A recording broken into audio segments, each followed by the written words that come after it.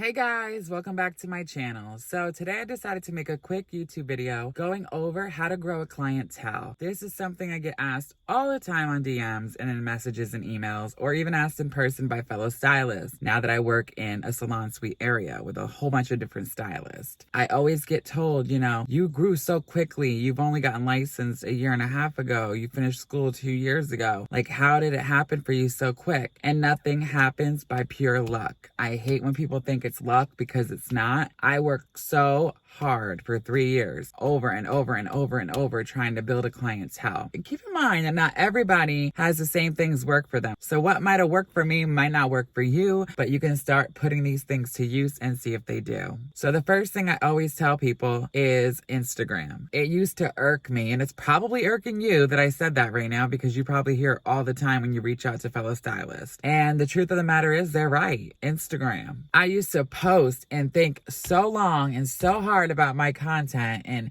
putting out great pictures and angles, and especially captions. I want to tell you right now, captions are very important. People used to tell me that all the time. I didn't believe it, but that is what gets your client. Another thing, I see people make a mistake. They put formulas up there. They write things as if they're writing to another stylist, and that is fine and dandy. If that is what you're looking to do, is like get into education and build clients from stylists who are stylists that want to come to classes or watch YouTube videos that you do. And that's what I'm leaning more towards now. Like, I have to kind of come up with a happy medium for clients, because I want to always build. But if you're specifically looking to build clientele, you need to talk to the clients. I was always told, Brett, use captions that are amazing. And I used to hate hearing Instagram captions, hashtags, blah, blah, blah, blah, blah. And it got so annoying to me. But once I started implementing things and just doing it for fun and doing it out of a love and putting heart and soul into what I wrote and the captions, actually thinking them through, and I actually had a model in my head of my ideal client and what I wanted her to look like, act like, guess what happened? Out of nowhere, the phone started ringing, messages started going off nonstop, and I started becoming booked. I literally had enough bookings within a few weeks of time once I started implementing and posting. And you guys probably found me on Instagram or YouTube, and you probably watch my Instagram page, and you know how much I do engage on there. Stories are a really big game changer for me.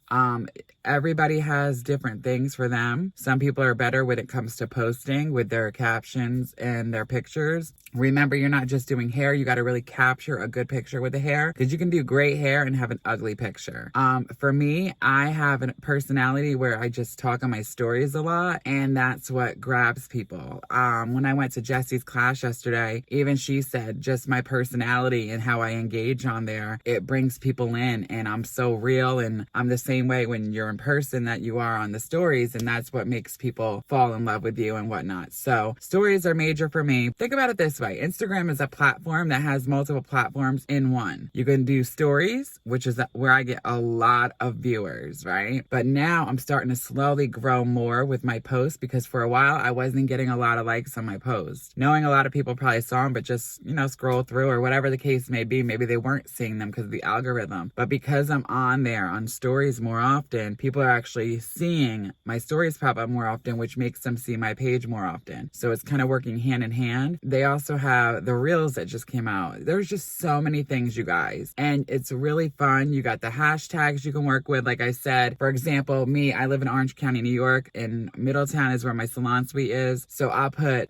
Phoenix Salon Suites, because that's the suites I'm in, of Phoenix Salon Suites, New York, Orange County, New York, Hudson Valley Hairstylist, Tri-State this, Tri-State that. And I'll also add some Fanola Babe, or Fanola Insider, or Modern Salon, or Behind the Chair. So I'll add a mix of different things, ones that are lower hits, so I know that when people look it up, it might not be something everybody's using, so I'll rank higher and they'll actually see my pictures. And then I'll pick ones that are bigger, just to have a good combination. And what that does, it helps people see you and find you also that are, in the industry, and that will help get you views and get your algorithm up and push you out there. Put the time and work in. I know it's annoying to hear Instagram. Don't give up. I was almost to the point where I was about to give up. I looked at my schedule on my Square appointments a year ago, 2 weeks ago. I had 1 to 2 clients a week, you guys. 1 to 2 a week. And all of a sudden, boom, I literally was able to open my own business, my own salon suite, hopefully expanding in the future. And Instagram is really to thank. And another thing I want to get into is referrals. So what I did also in the beginning was word of mouth is one of the best things to use, because who's going to trust somebody more than somebody they're friends with that got their hair done by you? So Instagram also built my clientele, but another big one was referrals. In the beginning, I did a referral program. You don't have to do what I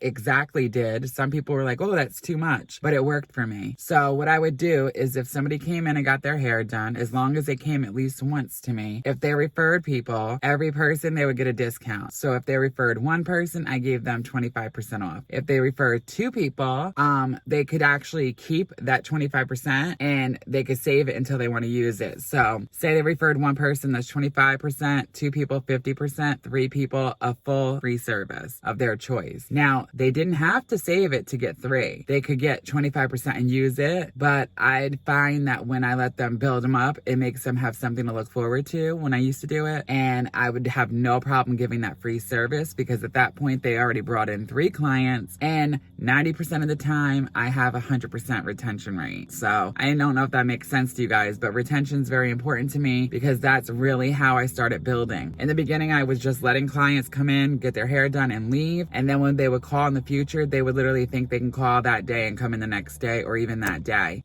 So what I would do is when the clients would come in, when I was doing the consultation, we figured everything out. We got it final touched, final tuned, down to exactly what we're doing. And I do a consultation every appointment, no matter if they're new or old, just to get on the same page. I would always say, listen, so I noticed Wednesdays happen to work best for you. I do book out several weeks in advance, as you're aware of. So let's put you in the books for today for your next appointment. And you will probably need this, this, and this. I would rather have you in there now so that you don't have to worry about getting in when it's time. 99.9% of the time, the client's like, yes, let's book it. Like, it's that simple, guys. Put the work in. Stop overthinking everything. I did the same thing when I was starting out. Overthinking everything. Lack of confidence. All that. And now I literally don't even have to remind. I mean, it's still good to remind them and do that, and I still do. But with my loyals, I don't even have to remind them anymore, because they are the ones saying to me, when am I making my appointment? Can we make it now? And that's what you want to get to. And another thing is to definitely think of a person that is your goal client that you would love to do every day, all day, every day. And think of what they wear, where they hang out, what they like to hear, how that you could woo them. And I'm telling you, it works.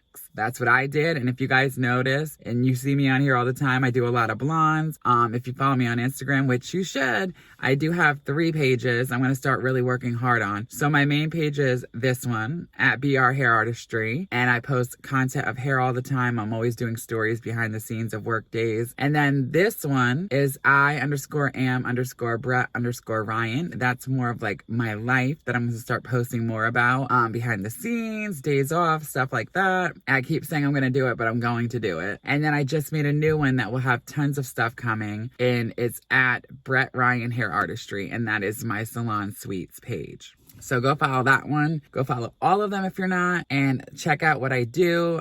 You can even use some of my captions if you want to, or you like it. But if you notice, guys, every single thing, I love doing baby lights, and a baby light and blonde are my thing. And that's what you'll see 95% of the time, because what you put on Instagram is what you're going to get back. Another little tip, a little bonus tip, you can say, a pro tip, is to post what you want to see. You cannot go in and just throw red, blue, green, white, blonde, dark brunette. It's okay to mix things up once in a while, but you want to break it down into a niche. What is the one thing you want to have pop in people's head when they think about you? Or what's the one thing that people think about and you pop in their head? So I broke it down. I'm a baby light master. I love baby lights, and that's what I get. You guys see me post baby lights, and that's what I get. Yeah, it's cool. I throw in a brunette or taking a blonde darker and every now and then, because during the fall, that's what we get a lot. But 99.9%, content. I'm posting blondes because that's what I like to do. And that is what I'm receiving by putting it out there. So try a couple of these tips. I promise you something will work. Don't give up, especially if you're a new stylist. I was this close, and the stigma of how many percent that give up within the first 6 months of hair school is disgusting to me. 80% of us hairdressers after we graduate don't make it past 6 months. And I find that when I talk to people, the number one reason is not being able to build a clientele. There's no reason you shouldn't be able to do it. Think about it this way. There's a lot of talented stylists out there, but you're special, you're unique, and you bring your own thing to the table. And you need to be unique and pick what makes you stick out and not try to fit into the mold or be like anybody else. And this stuff will work. All right, guys, I hope you enjoyed this quick video on how to build a clientele. I get asked all the time. And don't forget, I'll be posting 3 times a week. And I need video ideas. So please leave them down below in the comment section. I see everything. I always comment back to you guys. I'll never not. I love all the support and the love. It makes me so happy. I'm into this full time now. So it's a lot of work, but it's worth it. Let me know. You want to see more vlogs? You want to see more days behind the scenes of my whole entire clientele for the day? Hauls, life videos, more life. I want to add a whole bunch of different things on here and variety. And giving you guys variety is great because some people who like one thing and some people who like another. So it's like you get your own individual episode each week. All right, guys, until the next one, as always, so long for now.